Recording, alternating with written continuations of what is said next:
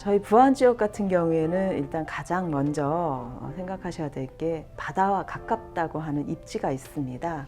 강진이나 해남 같은 곳도 청자로서 굉장히 유명한 곳인데요. 그곳도 마찬가지입니다.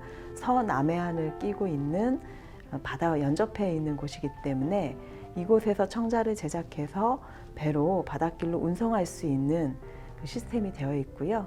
그 다음에 중요한 요소 중에 하나가 청자를 제작할 때 굽는 장작이 있습니다. 주로 청자를 구울 때에는 소나무를 사용을 하기 때문에 소나무가 풍부하고 많은 곳이 바로 청자를 집단적으로 만들 수 있는 중요한 요인 중에 하나였습니다. 그래서 이 두 가지 요건들이 완벽하게 갖춰진 곳이 부안이기 때문에 이곳에서 많은 양의 청자를 구울 수 있었습니다. 정말 많은 분들께서 하시는 질문 중에 하나인데요. 강진 같은 경우에는 고려 초부터 고려 말까지 약 400년 이상의 고려 청자를 제작했던 곳입니다. 그래서 고려 초, 고려 중기, 고려 말기 세태의 모습까지도 전부 담고 있습니다. 그렇지만 그에 비해서 저희 부안 청자 같은 경우에는 고려 전성기인 12세기 후반에서 13세기까지 전성기 시대의 청자를 만든 곳으로서 강진보다는 청자를 제작한 역사가 짧습니다. 그렇지만은 전성기에 상감 청자를 위주로 하는 청자로서 청자 지역으로서는 저희들이 가장 많이 집산지로서 제작을 했던 곳으로 이렇게 보시면 되겠습니다. 아까도 말씀드렸듯이 국가사적 제69호와 70호로 지정되어 있는 부안 고려청자 가마 유적을 조금 더 잘 보존하고 활용하기 위한 방안으로서 박물관을 짓게 됐습니다. 그래서 이 박물관을 지음으로써 국가사적지로 지정되어 있는 부안에 있는 고려청자 가마터들을 좀 더 잘 조사하고 연구하고 보존하고 많은 분들께 소개할 수 있는 기회를 가지게 된 것입니다. 일단 저희 박물관에 소장되어 있는 유물은 다양한 성격의 것들이 있습니다. 저희 군에서 직접 구입해서 가지고 있는 유물도 있고요.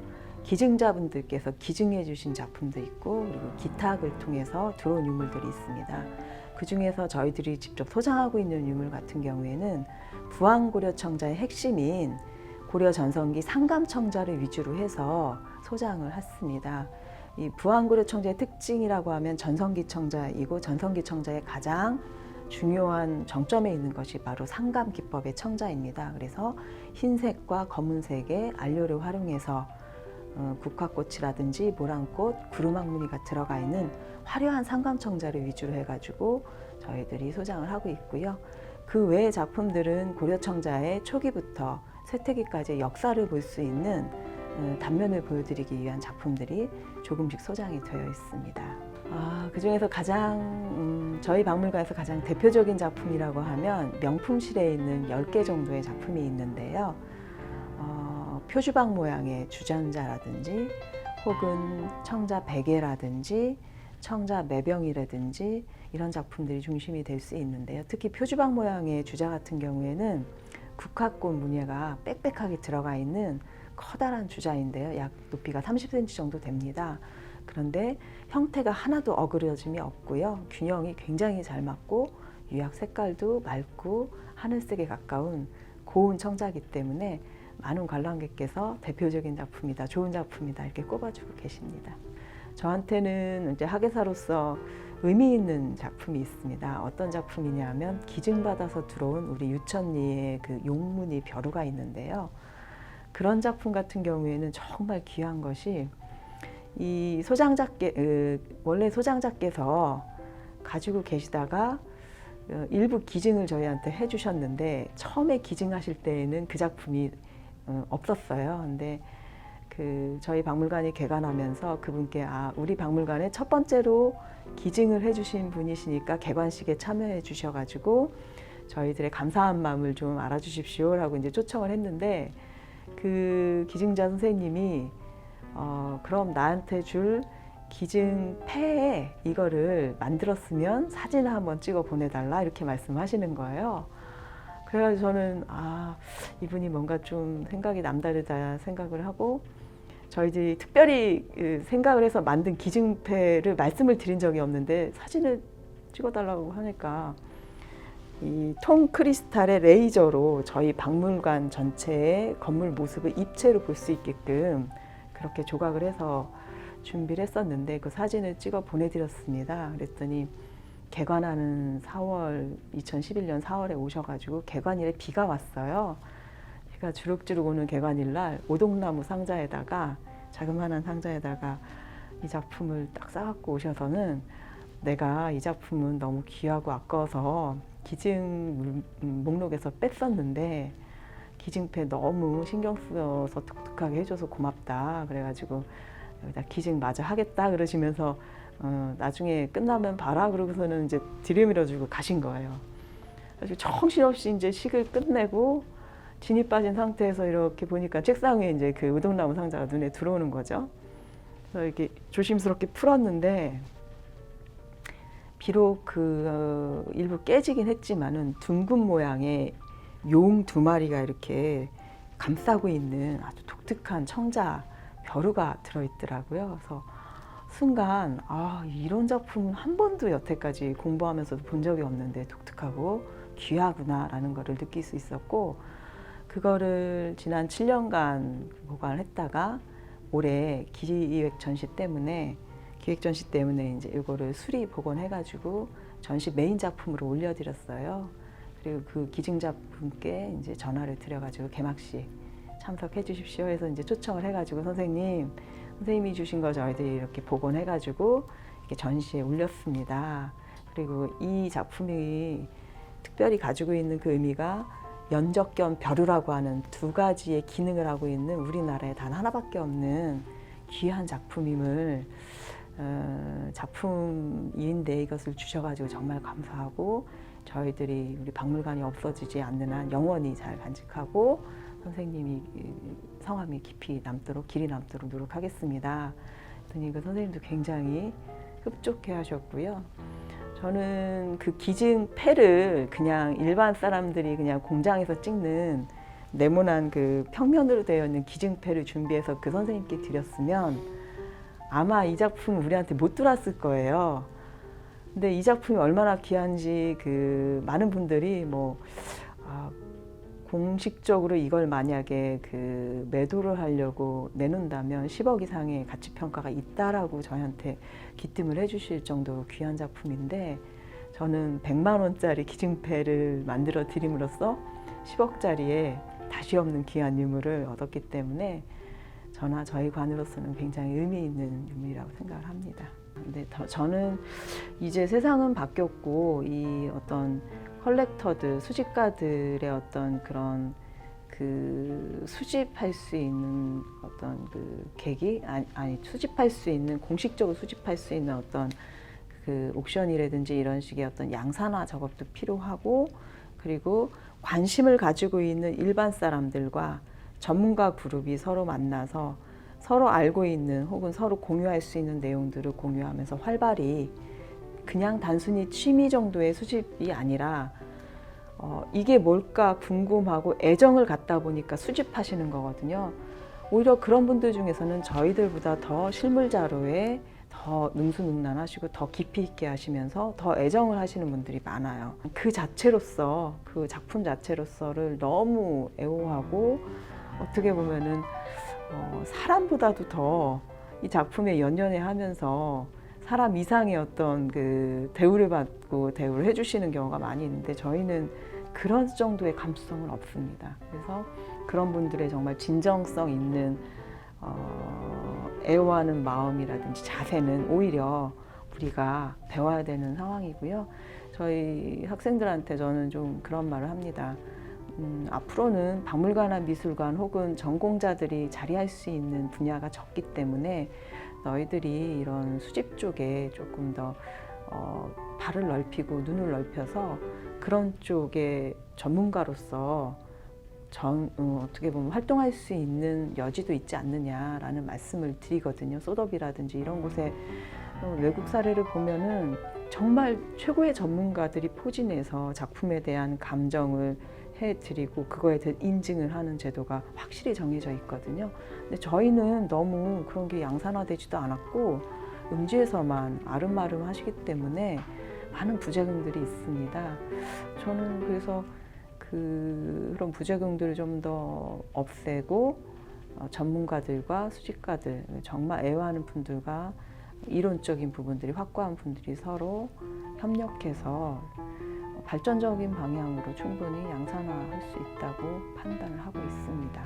도자기와 이제 차 문화에 대해서 한번 간략히 말씀드리겠습니다.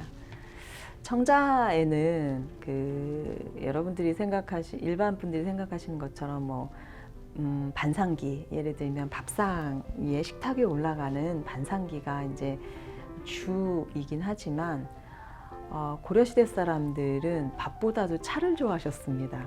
그걸 어떻게 하냐면 이 유적을 발굴해서 청자 나오는 파편들을 정리해서 통계를 내보면 밥그릇이나 국대접, 접시만큼 많이 나오는 게 바로 찻잔입니다. 근데 찻잔이 한 가지 형태만 나오는 게 아니라 동그란 팽이 형태도 나오고 원통형 찻잔도 나오고 또 입이 넓은 말찻잔 비슷한 것도 나오거든요. 삭감 모양의. 그래서 그런 여러 형태의 차 도구들을 보면서 찻잔을 보면서 고려시대 당시에 여러 가지 유형의 차를 많은 분들이 상용화한 것으로 이렇게 추정을 할 수 있었습니다. 그래서 차 같은 경우에는 많은 분들이 요즘에 커피나 이런 거 많이 드시는데요. 고려시대에는 문헌에 보면 다방 같은 것도 문헌에 나와요. 그래서 실제로 개성 한복판에 가면은 다방이 몇 집 걸러 있고 굉장히 번화한 거리가 있었고, 심지어는 왕실 내에서도 차와 약을 같이 다루는 상약국이라고 하는 관청이 있을 정도로 그 차에 관심이 많았습니다. 그리고 1123년에 고려의 사신으로 온 송나라 휘종 황제가 사신을 파견한 서금이라는 사람이 지은 고려 도경이라는 책이 있는데요.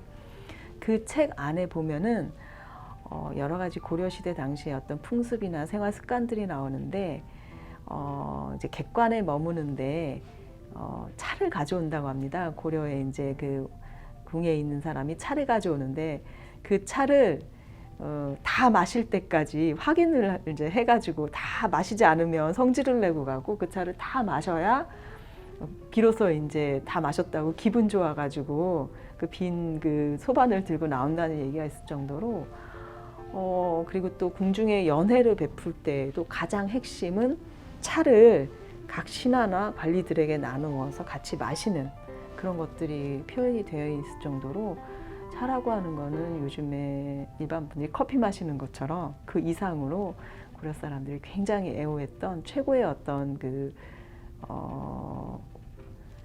상용할 수 있는 음료라고 보시면 되고, 그게 하나의 예절로서 자리 잡으면서 연례용이라든지 일상용으로 다양하게 사용이 됐고, 그럼으로 인해서 청자로 만든 예쁘고 아름다운 다양한 형태의 자기 찻잔들이 많이 만들어질 수밖에 없었다라고 이렇게 생각됩니다.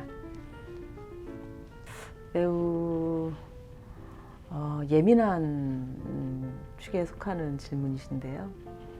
일단은 법상으로 보면 나가면 큰일 납니다. 불법입니다. 그렇지만 사견을 물으신다면 우리나라에서 밖으로 나갈 만한 작품은 이제 없습니다. 나가봐야 그렇게 좋은 급의 작품이 나가기는 쉬운 게 아닙니다. 무슨 말씀이냐면, 이미 100년 전부터도 수많은 국보보물급의 최상품의 작품들은 도자기뿐만 아니라 서화류로 해서 금속류로 해서 석기류까지 전 세계에 너무 많은 작품들이 나갔고, 그 작품들이 여러 나라의 수장고에 처박혀가지고 이게 일본 건지 중국 건지 국적불명으로 해가지고 먼지를 쐬고 있는 게 너무 많습니다. 근데 살펴보면 국보보물급인 거예요.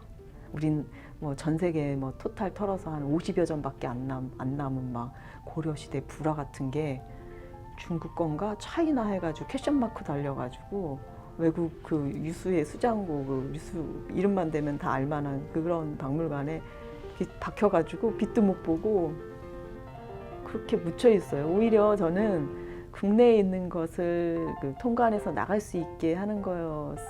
저는 반대하진 않습니다. 솔직히 말씀드리면 문화라는 것은 꼭 우리가 가지고 있어야만 지키는 것이고, 가치를 살리는 게 아닙니다. 어떤 분은 정말 그렇게 말씀하세요.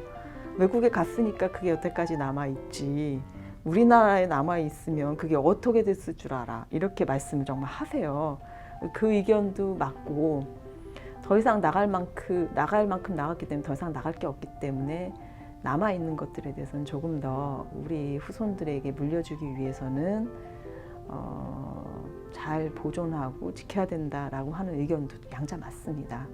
그렇지만 거기에 더불어서 저는 그 외국에 빛도 못 보고 그렇게 그 국적 불명으로 들어가 있는 수많은 우리나라의 작품들을 발굴하고 살펴보고 해서 그게 우리나라의 것임이 증명이 되고 정말 좋은 급의 국보나 보물급에 자랑할 만한 작품이면 예산을 투입해서 그 해당 박물관에 예산을 주고 우리 한국관을 만들게 해서 한국시를 만들게 해서 떡하니 전시를 해가지고 정말 많은 분들이 한국의 문화가 이렇게 훌륭했구나라는 거를 보일 수 있게끔 오히려 예산을 적극적으로 투자하고 발굴해내고 그들에게 설득을 해서 한국의 문화를 조금 더 알릴 수 있고 홍보할 수 있게끔 그렇게 정책을 쓰는 게 맞다고 생각을 합니다. 처음에 그 학예사로서 이 전시를 기획하면서 걱정했던 게 뭐냐면